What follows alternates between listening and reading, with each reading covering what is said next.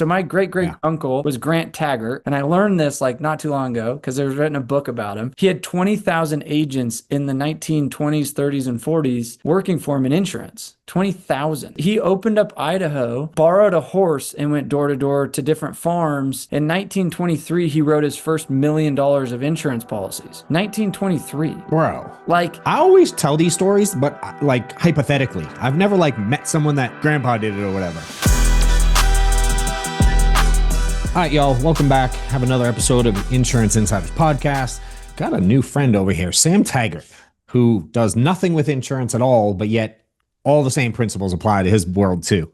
So y'all gonna want to stay with this one for sure. Does a lot of stuff, dude. Runs the door-to-door world in my eyes. You know, you got a lot going on with a big convention you do every year. You have a podcast, wrote a couple of books, and have sold a shitload of stuff door to door.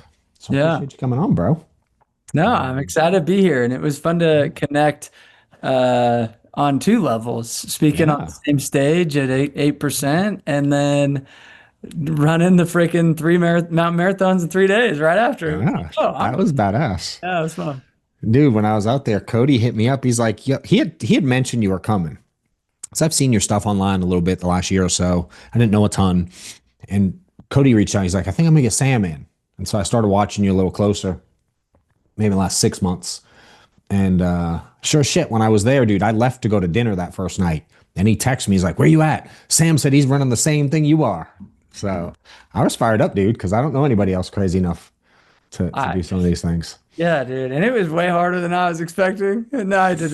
I remember just following Trudy, and she's like this like overweight Wisconsin lady, and I'm like huffing and puffing with her in the back. You know what I mean? And I'm just like, Yeah. and she's like, "Well, I did the training." I was like, "Well, I didn't do the training." I'm like, just because I'm young doesn't make me more of a hiker.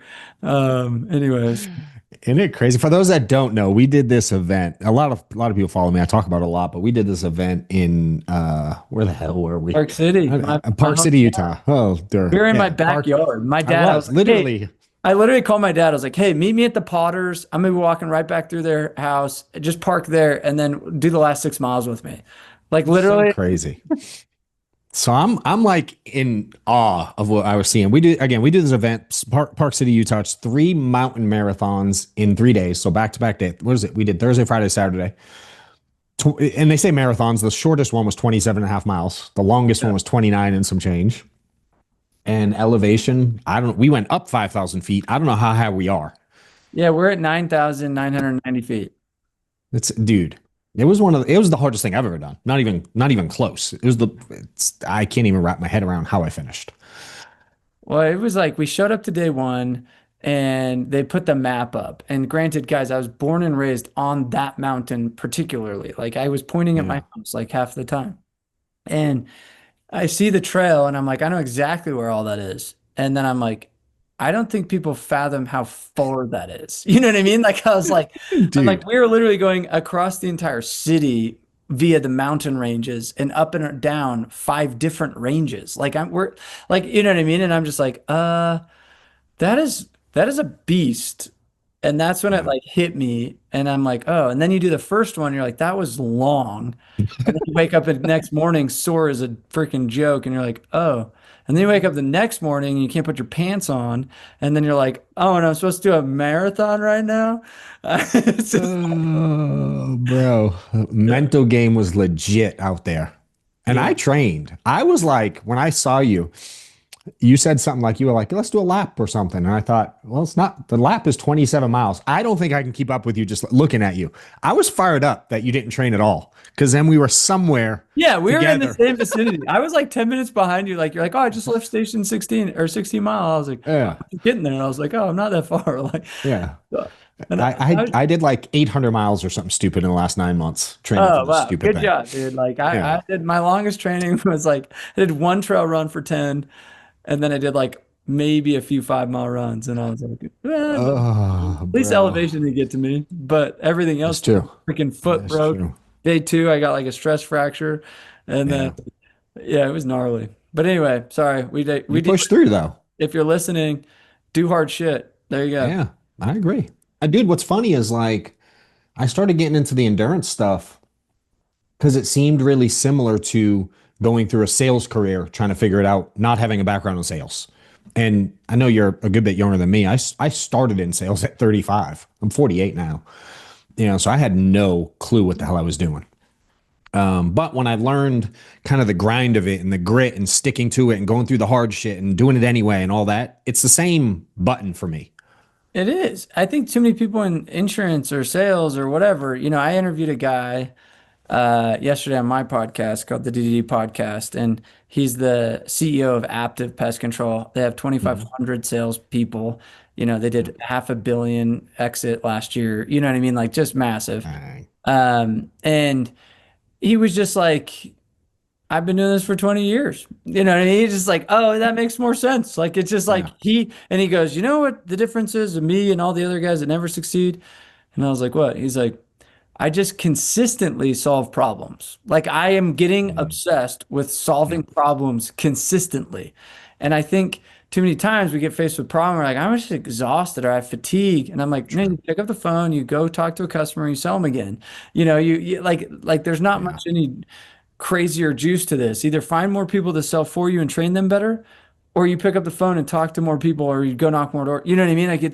But we get fatigued at solving that simple problem for customer and Yeah. try to distract ourselves with some other random crap. And I'm like, okay. Yeah. Yeah. You start, was it alarms that got your Yeah, started so with indoors? 2008, Mm. started doing alarms. Before that, I did painted the addresses on the curbs all through high Did you school. really? Yeah, so I was the Ah. I was the other route where you're like, I started in sales at 35. I'm like, I'm 35. I started at 11. So, Yeah. Yeah. so I've Yeah. never had a W-2 job. Like it's so weird to me hiring W-2s. I have like 20 W-2s working for me, and I just get so confused every time they like come to me. I offer them like variable compensation. They're like, take the Yeah. lesser. I got this girl I Yeah. just hired for 85 grand, and I gave her a variable comp to make 200 grand, and I was like, here's pretty much a guaranteed 150. She took the 85 grand, and I was like, makes no sense to me. Like I just like I've just never been in that situation where I've never had a lead. Like I never got any like Mhm. marketing leads. I never had a call center. Like all I did my entire career was door knock. And like till literally about 8 years ago, I started at DDD Experts, where now obviously we spend tons of money in marketing and we have Sure. leads and stuff like that. But like I even still don't call those leads. Like I'm like, I almost feel guilty calling them. I'm like, sales guys, you can eat on this, but you're still herbivores, so don't call yourselves carnivores. But like at the end of the day, you want to be a stud, like just go freaking network, go freaking belly to belly, go find customers, and I'll pay you way more. Yeah. You know what's crazy in insurance, dude? There's this weird like I see your business and lots of them, pest control, alarms, all kinds of stuff. And they just go find business. Yep. And dude, in the insurance space, it's so easy to get a license. Now, I don't know that there's any licensing in your world. I don't think there is. But in our world, it's relatively easy. Gets a couple $100, get a license. But dude, we're like lead addicts in this space. Yeah. Like people will not work without a paid lead that not only can they call in today's world, they want some kind of automation to have the client reach out to them only, No, or it's and not a quality lead. well, this is where the culture created that. So think like you have the Yeah. behemoths, right? And you just kind of are a product of your environment, right? So if like I was hired into a team that's what they were doing, that's what I'm going to do.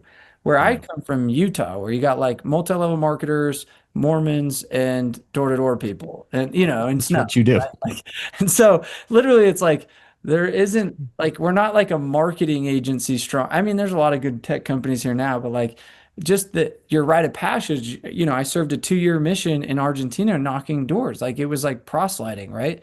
And Crazy. so it's just like more in our nature and culture to be like, okay, we can go do that. And so then Yep. they cultivated a few industries strong to where now, that pest control company I interviewed, they're the third largest residential pest control company in the country, but they happen to have a strong channel in door to door versus mergers and acquisitions versus, call it online marketing or whatever. And they're adding those channels, but just the culture and where they cultivated was that. And it's like, you're not cool unless you actually go savage knock.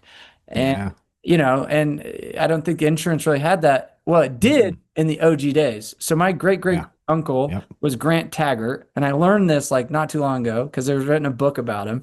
And somebody handed me the book. They're like, "Do you know this guy?" I was like, "No, I never heard of him." He had 20,000 agents in the 1920s, 30s, and 40s working for him in insurance. 20,000. He opened up Idaho and he borrowed a horse and went door to door to different farms the first 2 years in his insurance. And in 1923, he wrote his first $1 million of insurance policies. 1923. Bro. Like, I always tell these stories, but like hypothetically, I've never like met someone that grandpa did it or whatever. no, dude. Like, and then I look at my grandpa was a State Farm agent. So I Okay. look at like my bloodline is actually more insurance. So my grandpa was Crazy. top in the West in State Farm, and had, just crushed it. And I look at like his relationship ability. Like they didn't have freaking Facebook when he was doing Hmm. Yeah. freaking State Farm. Like he had the largest. And I just remember going to his office as a kid and I saw those little foam footballs and like the little like branded State Farm crap. And, and he was a relationship guy. And and now today, since the internet, everybody's like, oh, that's just the easier, faster way. And I'm like, yes, but if that's where all the money and dollars are going, the cost per lead goes up. So how do I be different? And I Yeah. say, I'm just going to go eat what I kill and not be afraid of that, which most people's biggest fear is rejection. So I'm like, okay, you're just getting a bunch of soft moms that are like, look at me, I got my insurance license. And I'm like, you talk to your 5 friends, and I'm like, cool, you sold 5 policies. Then what? You know what I Yeah. mean? And I'm like, Yeah. how about you just go and find new prospects? And like Ed Milet's a perfect example. I interviewed him on my podcast a few years ago, and I'm sitting in his, $20 million house in Laguna. And he's like, people didn't see the 10 years of door to door I did to build World True. Financial Group. He's Yeah. like, I went and pound the pavement for 10 straight years, and nobody effing talks about that. Yeah. It's true. It's what's weird is like when you read anything about successful people, interview them, talk to them, listen to a podcast, everyone says the same thing relatively. It's just you get through that grind stage. You know what I mean? Figure it out, usually get some help. Somebody helped you along the way. You know what I mean? Gave you some tips and advice, but the biggest ingredients. And that, by the way, is the name of your book. One of them. Eat what you kill. Yep. I mean, dude, it's a hell of a lifestyle to go at. How do you get people that don't come like from a leadership standpoint that don't come from that background? Like how do you normalize, especially where y'all leave where you're at to go sell? For the y'all insurance people sit on your couch in today's world for the most part. These cats like go out of state for the summer. A lot of them. I don't know that your guys Yeah. do, but I No, know in the industry it's pretty I common. did that for years. Yeah. Um, I mean, it's getting out of your environment. What's on the couch stays on the couch. I call it sales inertia. What's in Yeah. sales motion stays in sales motion, right? So it's like we found I could get more production in 4 months and play for 8 than try to get people to work for 12. Does that make sense?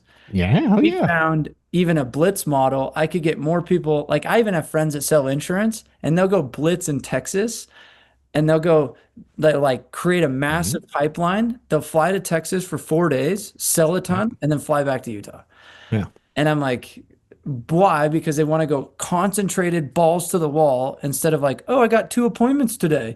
And they're like putzing through. And I'm like, well, what'd you do for the other 7 hours of the day? Does that make sense? Like you Yeah. really let's like everybody that's listening to this, pull out your effing calendar right now and say, do you actually have a full calendar of people that sell insurance to? Because that's your job. You sell insurance. You know what I mean? Like if there's other things that are on your calendar, that's cool. But like I'm talking to potential buyer. Now ask yourself how many of those are on your calendar today? Yeah. And then look at the white space and then ask yourself, what am I doing with that white space? And so we found if we get them balls to the wall for 10 days and we'd ship them out to like, Arkansas for 10 days, then they'd come play for 20. And when you said, how do I get people to do that? I'm like, I don't know. Let me ask you this. Hey, do you want to make more money in 4 months and play for 8 months and do ski and do whatever the freak you want, go to Bali and only work 4 months a year? Yeah. Is Yes. that even Yeah. possible? I'm like, here's Yeah. my 1099. Like, look, I made a $500,000 in 4 months. And they're like, what?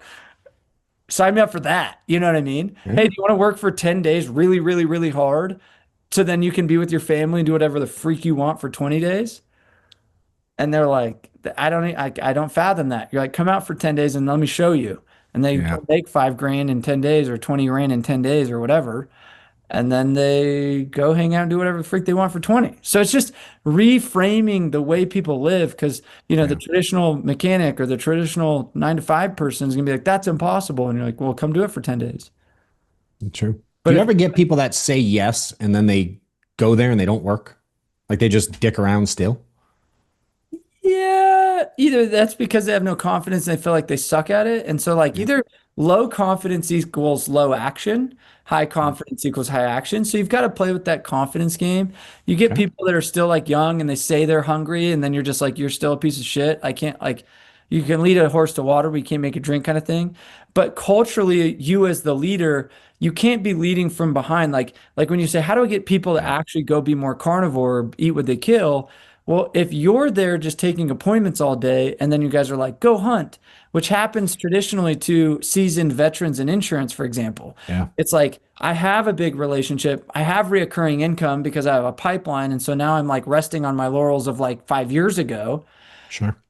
But to a new person, they're seeing you today. They didn't see you 5 years ago. So all they know is what you do right now, not what you did 5 years ago. So if you don't have a leader that is showing them and doing the thing that you want them to do, it's monkey see, monkey do.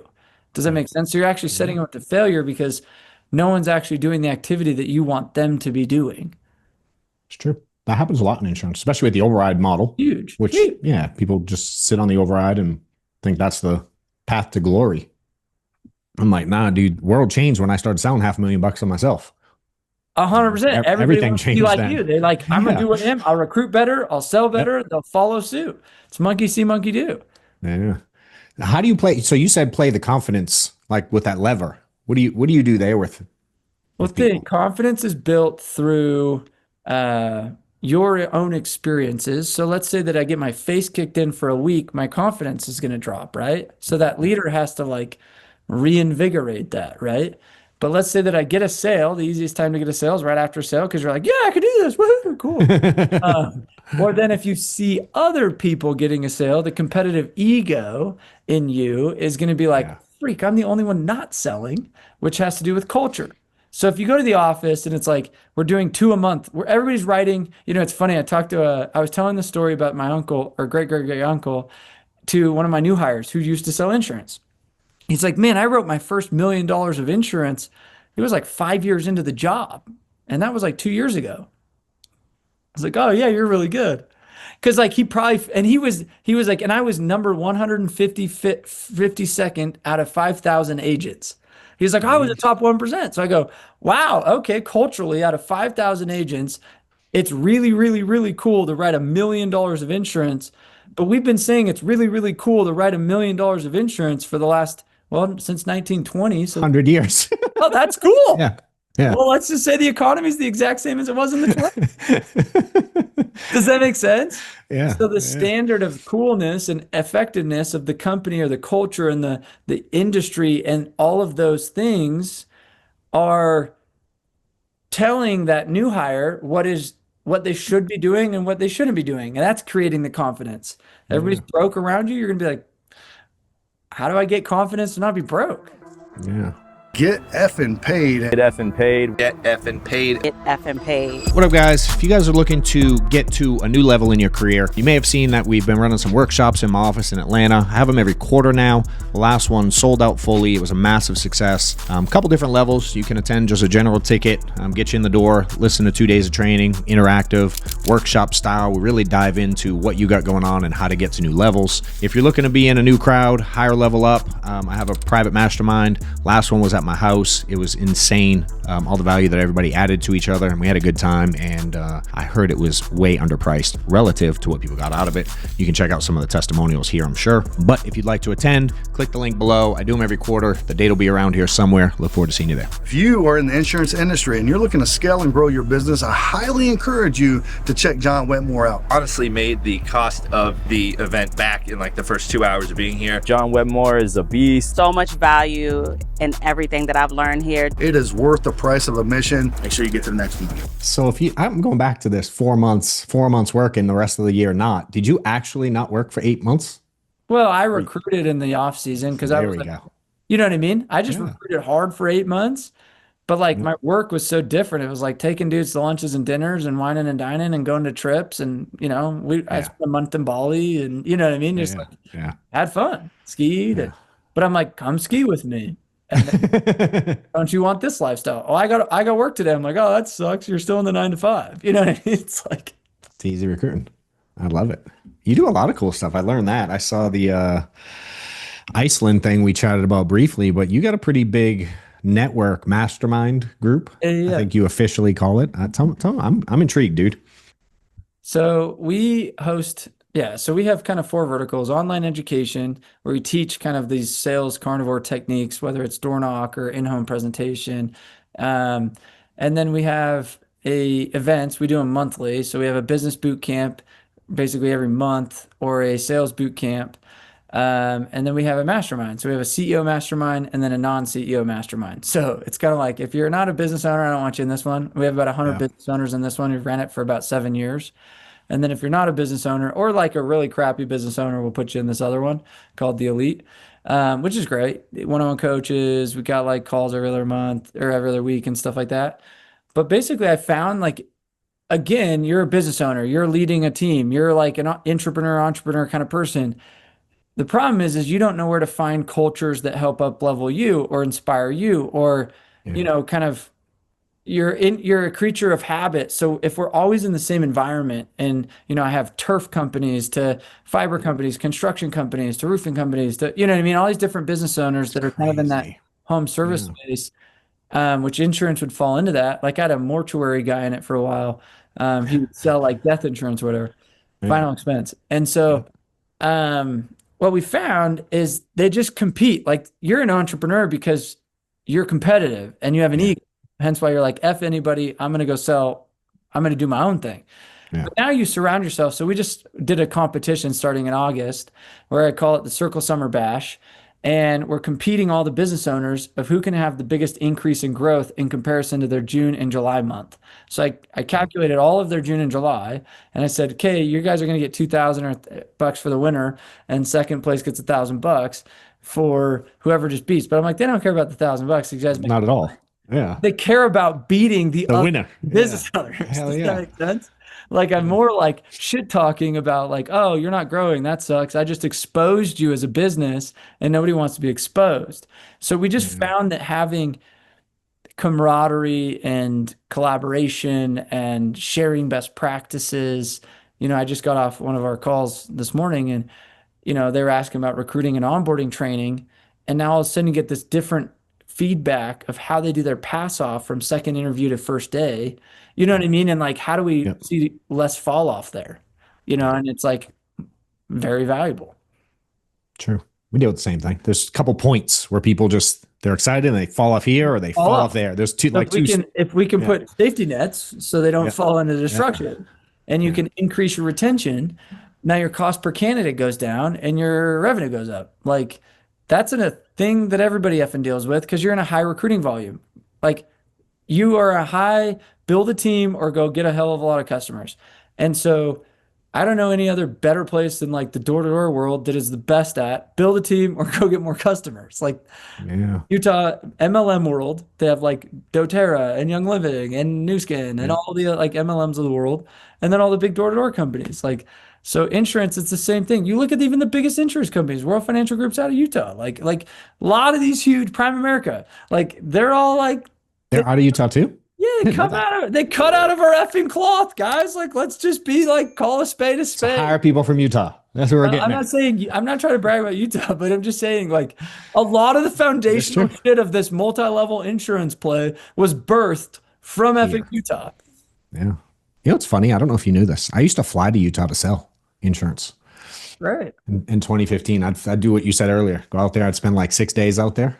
I'd sell all up north, Yeah. Utah, Focused in. Davis, Weber. Then I'd drive down to St. George on Friday. I'd fly in on Sunday, work 4 days up there, go down St. George on Friday, work St. George, and then I would drive to Vegas and take a red eye home Saturday morning. But you'd have like And I'd pick up like 20 G's. yeah, you'd focused, you dialed, there's no distraction, and then you go home after 20 G and be good. Yeah. Yeah, it was dope. I rented a place right by where you live. Now that I know where you live, I used to stay in Park City, That's one of awesome. those off-season ski resort condo kind of things. Yeah, dude. Hell yeah, it was dope. Well, Crazy. So, what was the transition, dude? This is kind of a selfish question because certainly you and I have talked a little bit, but that transition from like running your deal and running your, I don't know what you call it, agency, company, whatever y'all terminology is, to now you're very independent helping the industry, right? You know, no, how did that happen? there was no 8% conference of door to door. There was no, you know what I mean? Like, it was door to door was just an archaic like methodology that never Yeah, was really professionalized, like, but it had been internally to companies, but not as an industry, right?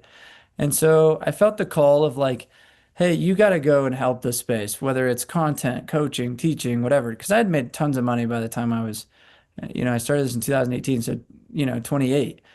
And by no means have I yeah, got it made and I'm done and whatever, but weirdly was making a lot of money in my 20s.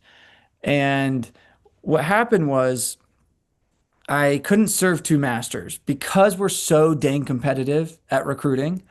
yeah, No one was believing my true authentic mission of still being VP of a solar company at the time and not recruiting their people because I was a yeah, savage yeah, recruiter. Like, yeah, so what happened was I had to be like, hey, I'm all in on this. And it was scary. I didn't take a paycheck for like a year and a half. Like, it was like, how much money are you going to make on this conference? I'm losing money. Like, how much, yeah, as you build a new business, like I was pioneering an industry that like didn't never know. I never ran an event, let alone been in an event. You know what I mean? Never ran a mastermind. Like, all these crazy. things. Like, I was just like, all right. So I'm just luckily had a bunch of nest egg like kind of savings saved up, so I was all Yeah, right. But like then we popped off, and now what's interesting is I've done this for 8 years, and I think people have to make that determination of like, am I doing this because of the love of the game? Because coaching only has a cap. Like, the yeah, best of the best maybe are doing 50 million and they're like at scale, you know what I mean? And then yeah, like most coaches do under $1 million, you know what I mean? sure. It's like you Yeah, take like, okay, if I could build an organization with an actual product behind it, there's so much more leverage of growth. yeah, But you also kind of say, okay, what fills my cup? So for the last 8 years, I was like, I might pinch myself. I got to take people around the world and like help change their life, not just their business. And like, you know what I mean? So you're like, what's the yeah, trade-off I'm getting? And what's interesting now is I'm actually buying a roofing company and our goal is to take it to $1 billion in the next 3 years. And like, you know what I mean? And I'm actually kind of getting back into it a little bit, but still maintaining this thing over here because it's yeah. built to self-sustain a little bit more. And I got that itch for like, all right, let's go freaking now take everything I've learned in the industry and do it in a one Yeah. acquisition kind of model. So So sick, dude. I've been talking to Amanda about it a lot. My I say assistant, but she runs my whole operation. And it's intriguing seeing what you've done. I think it's pretty cool. Working with all these people, what do you see that like gets business owners stuck that y'all help fix? Like in general, if we had to kind of generalize where people tend to get hung up, what I would they call miss? I call it the gap. So most people start a business because they're really good at selling and creating revenue, and now they're like, okay, let me go do it and make all the profit, right? Yeah, The problem is like that's actually what gets them stuck because they never want to overcome that gap between going from high producer to business owner. And there's yeah, this like weird tunnel you have to go through that's like make way less. It sucks balls. And it might be a year, it might be five. I don't know. You know what I yeah, mean? 'Cause there's yeah. that man, I wish I could just go back to selling and make my 20 grand in 4 days. You know what I mean? That's Like true. how many 100%. times Yeah. do you have that Yeah. conversation? And Yep. and so there's this duality of like I have to commit and reinvest and become a business owner, not just a performer. And I think that's where they get stuck is they're like, do I really want the trade-off of if this doesn't work, I just wasted 3 years of my life reinvesting all of my profits into a business when I could have just Yeah. been like riding in freaking the sunset, working freaking 30 hours a week and being happy. Like, you know what I mean? And Yeah. so I think that's number one is they have this duality of like, you have to pick one. You can't do both. Like you can't like have your cake and eat it there. You have to scale and hiring quality people cost money, and reinvesting back costs money. Like there's so many things. Tech you have to pay for, admins you have to pay for. Like you just said, this girl that runs her operation, she's probably not cheap. Like, you know what I mean? You had to train her. You had to, it take time, and she probably is now asking for more equity because every time she turns around, she's getting recruited by your competitor. Like all those things go into running your organization. So the second piece that gets stuck is they try to manage people instead of managing systems. So think of like we are in a people business. So it's like there's a dichotomy here that your business, your culture, it's made up of the people, but also it's made up of the systems because you have to treat everybody as if they're replaceable. And too many people they get too attached to like Tiffany and Jameson and Sarah because Sarah's her cousin and they were there at day one, but not necessarily everybody that got you to where you are today is going to be the people that get you where you want to be tomorrow.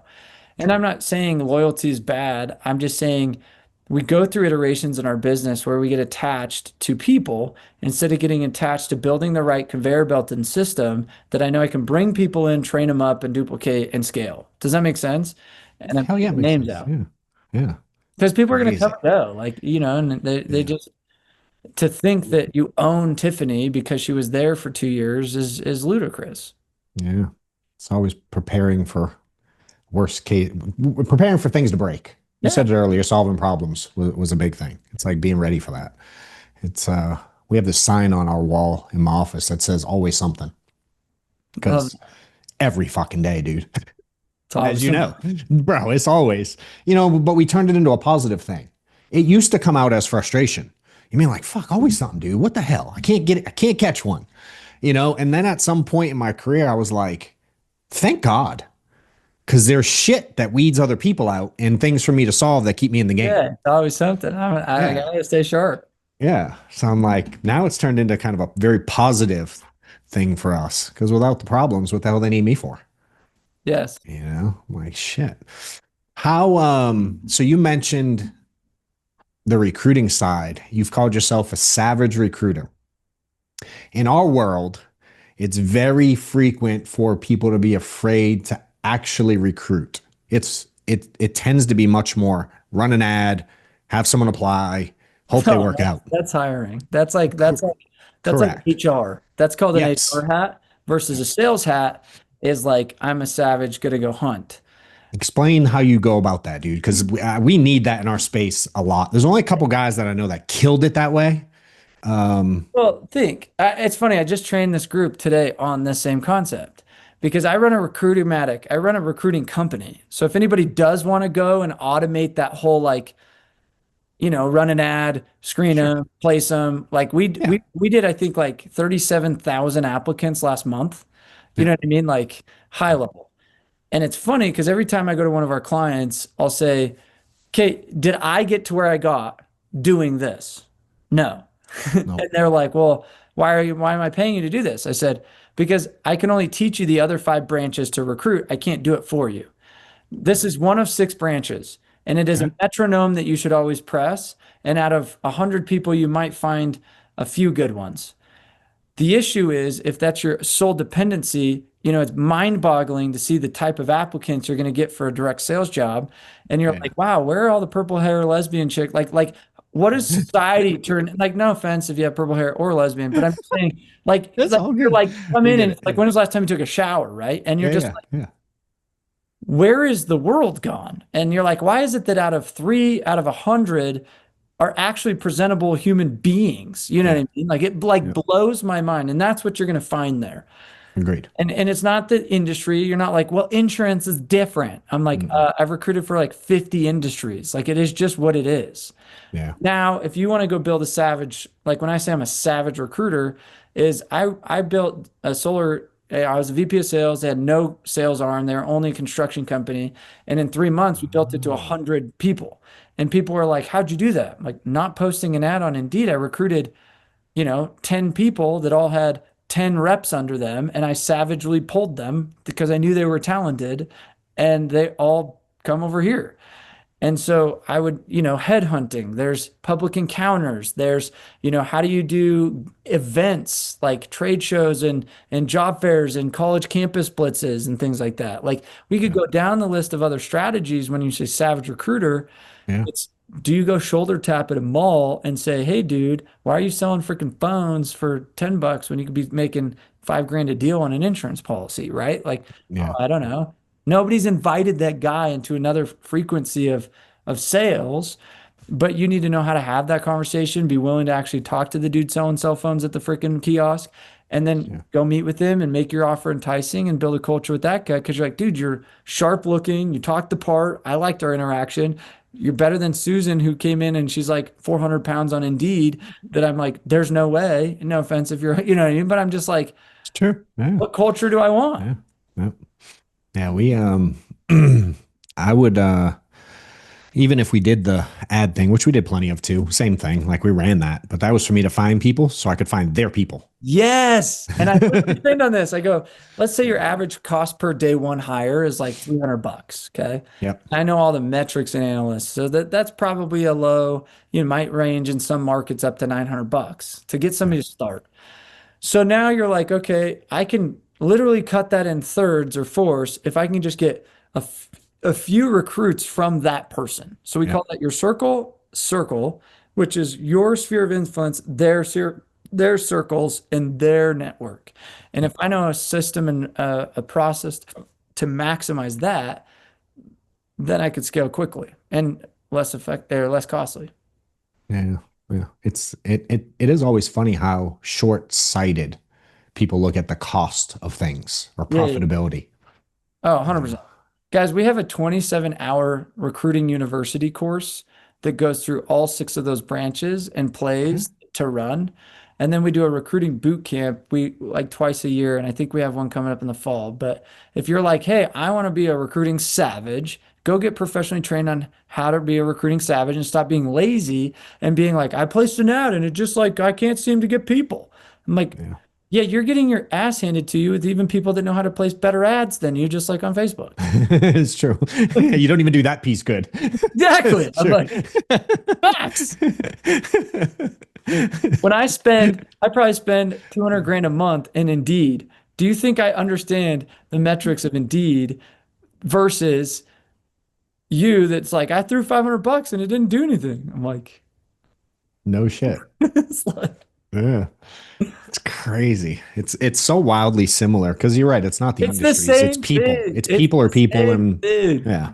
I'm like, Funny, the dude. fact that I've only done one thing and like couple things in the insurance space. Like we've had a lot of insurance people come through our door when they kind of like find us. They're like, wait a minute, you're our people. You're like what we're looking for. 100%. Teach us your ways, right? And then we implement it like this, like the mortuary dude. And he was like, dude, this is amazing. I sent one of my experts out there to go knock with him because they didn't really do door to door. And they're like, would it work? And so we go to San Diego, and in his first day, the guy writes like 5 policies like on the spot, and they were like, our best guy wrote 5 last week. Yeah. And you were cold never knocking, done not insurance. knocking leads. I Yeah, assume. and Cold knock. literally just cold knock.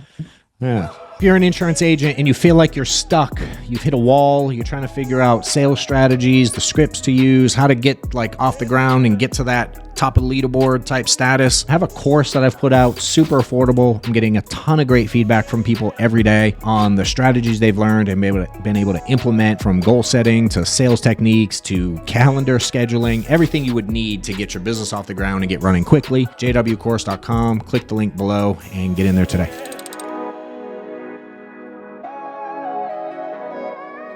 So crazy. What's some tips to approach in that work in knocking cold? How do you just give some advice there? Because people do it here. We tend to, in the insurance space, tend to do it more when we can't get a lead on the phone. Those that actually go out in the field Show still, up. Yeah. and they'll follow up through a door knock. That tends to be more. But dude, I get a lot of people that reach out to me broke as shit that are like, I'll do whatever. I tell them to knock 100 doors a day, and usually they won't even do that. But Yeah. I'll do whatever. And then when push comes to shove, Yeah. trust me, there's no shame in going and getting your face kicked in 99 times to get one, because that was one more than you had. What else did you do? Look at your calendar today. And if it is blank, there's see people. always something you can go find. There are Yeah. people in neighborhoods sitting on a couch that you could switch over policies and sell them something All day. all day. There's stats out there like half the country doesn't even have insurance. And I think the other half is underinsured, basically. You know what I mean? It's mind-boggling. And it's like you really ask like what percent of them are like best friends with their insurance agent. Like, you know what I mean? It's like Yeah. some rando that they've had to get car insurance or they had to go get a Correct. insurance plan, you know. So the tip would be get off your ass. I mean, that's step number one. And then let's say that you wanted to be a little bit more targeted. So you go to that lead that didn't answer. They weren't home. Do you get in your car and drive away, or do you go knock the 10 doors to the right and the left of it and say, hey, I was actually had an appointment with Tiffany. She's over here on, you know, just down the street. You know Tiffany, right? I figured while I was in the neighborhood, I'd just tell you what we were doing with her. That's it. Like, just go do that. And they're like, no, I don't know Tiffany. Okay. Anyway, what we're doing is there's your very, very, very level, like zero. Yeah. Because if I can get you off your ass and go to 10 to the right and 10 to the left and across the street, I just got you 30 more leads that cost you nothing. And you were going to drive in your car home with your tail between your legs because they weren't even home. And you just drove 30 minutes to get there. You're an idiot. Dude, I love how similar we are. You must have people in that space too, then, because you simplify things. You look at like the path of least resistance, go do the work, it works out.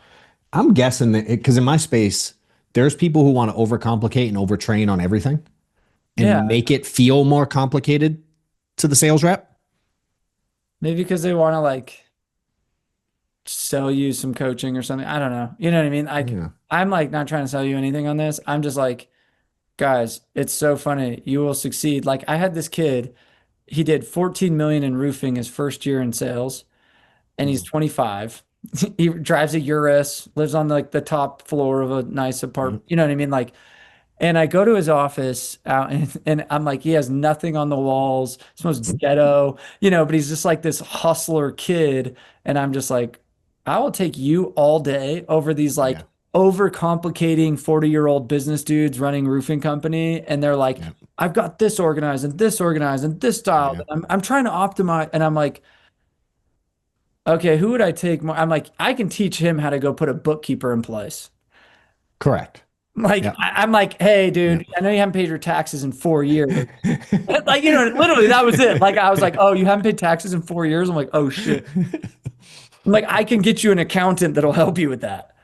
But I can't get this dude that's like chilling, being like, how do I take my company to 10 million? And I'm like, get out of the office, maybe? Like, it's like, very simple. What are you doing in here? Like, go out there where you work. Yeah. It's like, I always tell people too with like this health journey I'm on, because when I got into insurance, I was in the field, and my excuse was I was in the field, so I got fat because I ate Chick-fil-A every day for lunch. And, you know, I didn't like it, running out of breath, tying my shoes, not being able to play with my kids and do cool shit in life. And so about 5 years ago, I started getting into it. And I can be by default analytical, like the old version of me. I like simple better than analytical by far. And people are always like, what are you doing? You're in great shape. I'm like, dude, I lift something heavy or sweat every day. That's it. That's my plan. yeah. And people are like, that's it? I'm like, I went on a hike today, you know, like I was like, I had to get outside. Like I had to go do something. I don't have like weird regimen. Like I just work out every day. Yeah. Same. I'm very just roll out of bed. See, I'll go to CrossFit because they put something on the board and tell me what to do. But most days I just go run and lift some shit in my gym and go to the sauna and don't eat like dog shit. Yeah. You know, I stay pretty healthy that way. You know, but you know, I actually want to create a new Instagram. I was joking with D yesterday. This is gonna be so good. I want to become a health nut, but like the opposite. I was like, hey, did you know if you rub pineapple on your arms long enough, your lymphatic system will actually go down? Like, I'll just say like just crazy shit. Like, it's the crazy thing. I'm like, hey, if you crush up walnuts and stick it up your bum hole at least 3 times a week, you have a less likelihood of getting pancreatic cancer. Like, I just like, you know what I mean? Like, I swear people follow this. They would do it. You'd blow up. I think if I had like a full serious, like, hey, I am teaching the most science straight, newest technology, best uncovered secrets that no one's ever telling you, and just like straight faced everything, I think I could crush, dude. I'm like, I'm gonna start that. I'm like, you know, hey, there's this rare jellyfish. If you extract it, like, you know what I mean? And it's like just I'm in, dude. I'll sign up today. I know. I'm like, I That's so honestly think good. people overcomplicate it. I'm That's like you. funny. Like you just Yeah, go that's knock. true. Just go Man, go to work. go knock. Hey, I sent you. My team is sending you. I wrote a book last year, which has been cool. Mine was just do more now, get better later. That's my methodology. Just go do more. Don't worry about getting better now. Just worry about that another day. I like that. Yeah. So we're gonna send some shit out to you, which is why I got your address the other day. Tell me about ABCs of closing, dude. You wrote a book, so I want to know some closing shit. Yeah, so ABC's are closing. I'm sitting on my houseboat in Lake Powell. And for anybody that hasn't been to Lake Powell, that's what you should do is come to our Lake Powell journeys. Um, and I just got this idea. I was like, I need to write a book on closing. And I was coming up with all the different sales closes that I've done, like A is the assumption close, B is the bandwagon close, D is the discount close, you know, and I just kind of went through the Got alphabet. it. Got it. And, you Makes know, sense. F is still felt found. S is Hell spouse. yeah. You know what I mean? I just went through and I was like, there's no good sales book that literally gives you the lines to say. Most sales books out True. there are like theory, mindset, go Yep. do the thing. And I'm like, what if I just gave you one-liners to use like in the home? Like when you go to try to get an objection with the customer, can I give you a close to like close? And then Eat What You Kill was my one that came out this January that is like the manifesto that every insurance agency should effing give every single one of their people because it's teaching the sales carnivore versus sales herbivore. So it's like it does go through the present, like pitch, present, close, objections, you know, follow up. It goes through like the whole sales process in detail. But it's Yeah. more so manifesto to kind of get this mindset of shifting from if I don't have a warm, hot lead, I don't sell. And then you're bitching about why you're broke. You know, it's like, how do I get this in the hands of like the world? Because I think there's a vanishing sales rep in America today because of the internet. And I'm Yeah. like, how do I reinvigorate this like practice authenticity of Grant Taggart, my great great great uncle? You know what I mean? Let's go back to get on Yeah. your horse if that's what it takes. Borrow a horse and go door to door. You know what I mean? And like So good. I love like I'm gonna start like I should make a freaking logo with me on a horse or something. Like I'll go Oh, yeah. horse. I'll go get on a horse without a car door to door if that's what it takes. Because I think too many people are complaining about not having the life they want and the lifestyle they could create, but then they're not willing to get on a horse and go knock doors. It's true. It's crazy. That's my new mantra. That's Eat a what you good one. kill. I like that. It's the book. That's the Go next read it. book. Yeah, I was like, get on a horse, knock doors. Yeah. Did you like writing book? How Yeah, was I it mean, for you? I've done a few, and Yeah. I have one called the DD Blueprint, another one called the Self Experience, which is more like a personal development book. Nice. And what's funny is when I was writing the Self Experience, the co-author I did it with, he's like, "Why are you writing this book?"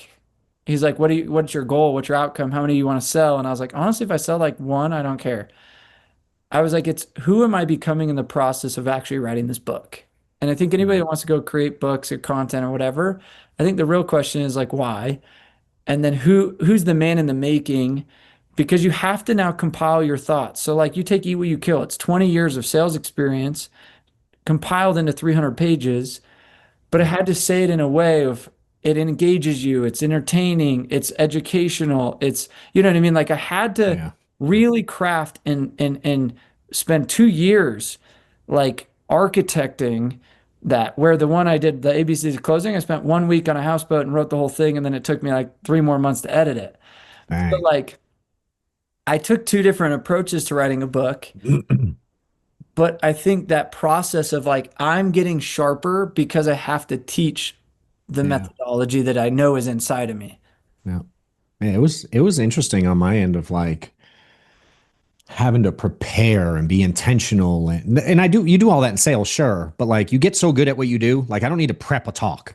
I just roll in and do a talk now. You know what I mean? But the book, dude, that was hard from Yeah, you can't just it was wing not easy. Yeah, you have to edit. Like I didn't pass English, you know, so it's like I Same, dude. send my Literally. English teacher a copy and be like, you know, sucks to suck. How many books did you write? Dude, what I the should- editor on mine kept wanting to like put proper English in it, and I'm like, I don't talk like that. Can you just leave it? I don't I care. know, I know. I was like, this is rough. Yeah. Craziness. So what's on the radar for you? Like you seem like a vision guy, you're trying to build some shit. What are you chasing? Yeah, I think Curious. my big thing is how do I be an incubator? And I found that my superpower, I think this is a piece, anybody listening, they should practice finding their superpower. And over the last 8 years, I've gotten I had my own petri dish of lifting up the hood. I've now consulted personally over 350 companies. And so I've been able to go to their offices and lift up the hood and Damn. probably helped, I don't know, 60 plus thousand salespeople. I've probably helped like thousands of businesses indirectly, but like where I personally work with the owner. And I started to realize my superpower is more of a business architect. Like if you think of building a house, you have the architect or you have the concept. Like you have an idea. John's like, oh, I want to make this cool house. And they look on Pinterest and then they like send you a bunch of photos and they're 100%. you got That's an exactly what we did. right? Right? So Yeah. so you're like, hey, and then you send that to an architect who's like, okay, I'm gonna have to take this Pinterest board you just created and then like format it into a blueprint that will fit Yeah. your budget, will fit your parameters, and then go through iterations of that. And then they give it to the builder that then goes to work and finds the crews and does all the general contractor, right? So I found I don't love being the dude that's living in the house. Weirdly, I get impatient. I like variety. I don't Yeah. like to be the dude that's building and has to sit there and pound nails all the time. I found my superpowers. I'm really good at business architecture. And so Yeah. the vision is how do I make DD experts, or maybe it has a new name, be an incubator of helping businesses architect themselves better, going from either startup phase all the way through acquisitions phase. And so running this acquisition right now, I'm taking 10 of my clients essentially that I've worked with for 2, 3 years. I already have mad trust. They followed my business plan. They've scaled from, 4 to 30 million or something. And now it's like, can I roll you together and get you all 50 million, 100 million, or you know what I mean? Can I get you guys Yeah. Yeah. Yeah. checks like through an acquisition? And I think that's like my vision is just being the guy that knows how to either put the pieces together, connect people to the right pieces, and Yeah. help them see really life-changing business. Because it's like out of 100 businesses, how many of them actually go to acquisition and have like a real roadmap to get there? And so I'm doing it myself so that I can then even write a better playbook to then go through it again and again and again. That makes sense. Sick. That's badass, dude. I'm intrigued. I like all this stuff, dude. I'd love to figure out how we can do some shit together more because Let me it's come in and train the freaking the army, dude. You've got like a massive army. The problem is most of them sit on their hands too much. So it is let's true. go get them fired up. Give them some It better is true. tools. It is definitely true. We could always use more sales training and getting people excited to move off their ass. So I'm not your down. David Goggins. Like I'm a sales trainer. So I'm not just like, hey, go to work and do hard Yeah, things. Like like you actually teach the shit. I have like a deep psychology background of like inner subliminal subconscious, like, I can Yeah. go way deep into the subconscious training, Yeah. or we can go like high level. But I'm like, step one is like, hey, let's get the mindset and the high level stuff. But if we want to get into the deep inner psychology of sales, like that to me is fun. Yeah. Yeah. That's what I enjoy that. I do a lot of workshop stuff. I enjoy that. It's Yeah. so much more interactive and I can engage with people versus Yeah, just that's like, like why I do a boot camp every month. Like it's in person, come to my training, yeah. fired up. Yeah. And I travel. I mean, I'm literally next week going to Denver, then to Nashville, then to Dallas to speak, like all Sick. different places. That's what I did. When are you in Nashville? The 20th. August or September? Got it. August. Yeah. Yeah, I'm up. I'll be there in September. Like think second week. So I'm gonna come to Utah though, if you don't care. I'm gonna find Come I'm gonna find. find a time that works for you. There's summer's beautiful, winter's beautiful. That's true. Can't go wrong. Yeah, I was like, yeah, I need the seasons. It has all the seasons. Come If I out. want to wrap it around an event, come hang out, we'll do whatever. But I want to also Oh, cover, so door-to-door where con. what should I go to? January 23rd and 24th, door to door con. Guys, it's like we had 3,000 people there this year. Huge event. If you're looking to scale recruits, so like we have recruiting breakouts, we have leadership breakouts, how to run your teams, how to go, it's a very cool sales event. And I would invite everyone to F and come to Utah and to January at Door to Door Con. And Oh yeah. we're growing on our 9th year. So that it's a fun time. And then usually that's right around the festival. What's it called? The film festivals, Oh, Sundance. And got then it. skiing's great end of January. If you come too early, skiing's not that great. So like you kind of hit three buckets if you want to do the Sundance Film Festival, Door Con, and ski. Hell yeah. That's dope. I love it. I love it. What to end it, anything that I didn't ask you that I should have? What up, y'all? So YouTube memberships, we have one now. Right next to the subscribe button, there's a neon white join button. You can't miss it. Subscribe, whatever it says, click the link, get in there. I do a ton of coaching, teaching people how to dial, corrections, working on their presentations, working on their mindset. I will coach on theory, but I like coaching real world stuff. And if you join the membership section, you're gonna see live coaching where I'm not only helping people, but every once in a while I get in there and dial myself. There's some cool videos coming out, tons of content. All of the training videos will be directly on my YouTube channel. That's available to members only. Super easy to find. In order to access them, you have to join our exclusive training videos tier. Do more does not get access to the training videos. So join now if you're interested. Click below. See you in there. No, there you go. Covered your bases. I love it. And however you want, though, then, dude. Just share something, give them some insight, whatever you want. I'll let you wrap it up, however you see fit. Yeah, I think like, my advice, and I think back to the early days of my door-to-door, like, I'm 1099, I'm commission based, never had a W-2. And I sometimes like we have what's called the curse of knowledge. And so if you're, the hard part is for me and John to put our shoes back on and be like, oh, remember when I was going out to Utah for, pounding the pavement essentially and road tripping? That's a 4-hour drive he was talking about on a Friday. I'm like, why'd you do that? But like what people don't realize is he was willing to do the 4-hour drive and fly and leave his family and have to get on the road. And, and I think people, they don't realize like the grind that goes into it. And if you're an owner, that curse of knowledge of like putting yourself back in the shoes and never being above the door knock or whatever that is. And, and there's many doors you can knock, right? But it's how do we humble ourselves and just realize like life is about remembering the basic, chop wood, carry water, pound the stone, those are kind of the frames that people might say. And then also realize that on the other side of that, as you scale, that there's new problems and you never trade. Like you always say like, oh, if I only had, or if I was only John. And I'm like, he has his own freaking grind that he has to trade problems for on a regular basis. And just realize like you're exactly where you're supposed to be. And your problems that you have right now that you're running into are designed to be the teacher of life that you are supposed to be learning right now. And then sit comfortably or uncomfortably in that, regardless you're in it, and say, how do I just be and be okay with where I'm at? Whether you're broke and you're just in that, I got to go bust my balls all day, every day, or you're got an organization of 1,000 agents under you and you're kind of resting on that laurel. But just like your problems are meant to be the teacher to get you to the next iteration of where you're supposed to be. Yeah. Love it, dude. Well said. Can't end better than that, my man. I appreciate you getting on and taking time. We'll share all your stuff, but share your Instagram. We'll share it on the Sam notes. Taggart. Yeah, if you go to the Sam Taggart, you can find me on Instagram. He's out there doing it. I saw you knocking on doors with someone the other day selling some shit you don't know how to sell. Yeah, dude, I just saw a random kid in the neighborhood and I was like, yo, can I come knock with you? And he's like, who are you? Is that like that was? On him. Yeah, dude. So he knocked you, or he's walking around your neighborhood? He's walking in the neighborhood and I was just like, can I come knock with you? That was so cool. I saw that. What was he selling? Window washing. Got it. Yeah, I caught that. I was like, this cat's actually out there doing big shit and living it, and super cool demeanor.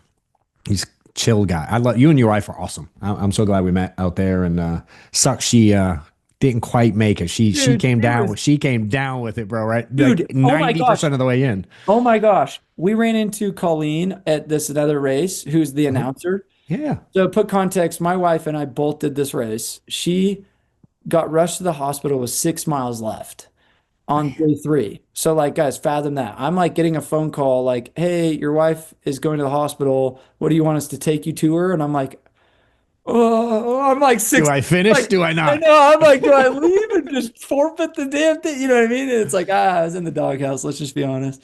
So turns out at Jackson Hole, a dude died from the exact same thing of water poisoning.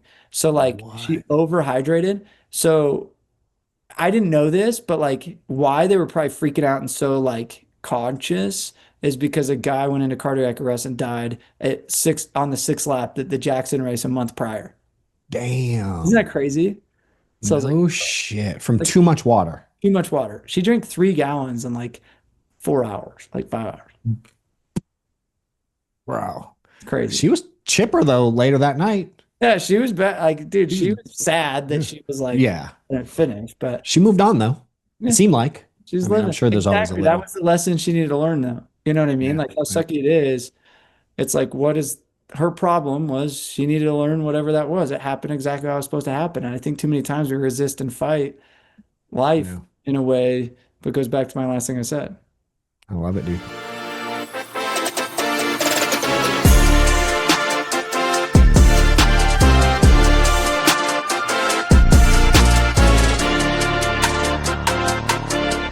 Morning. Just got real. Over 6 miles into this bitch. Sick views. Check this out. Mile 16. Couple roll-ups. Had to take my hands because these fucking poles. I didn't train with poles. Feeling good. Check this out.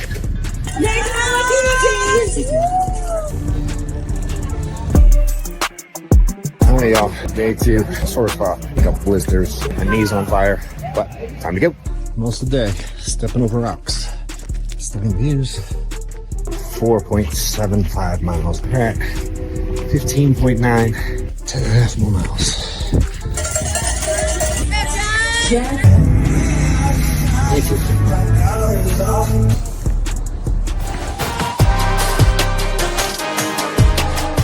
3. 7. First aid station. 2.25 miles in. Aid station 2. 2 hours and 4 minutes in. That was a bitch. Last aid station 25.4. Like our sign said, I have 3.8 left. Maybe like 29 miles. Not account for that.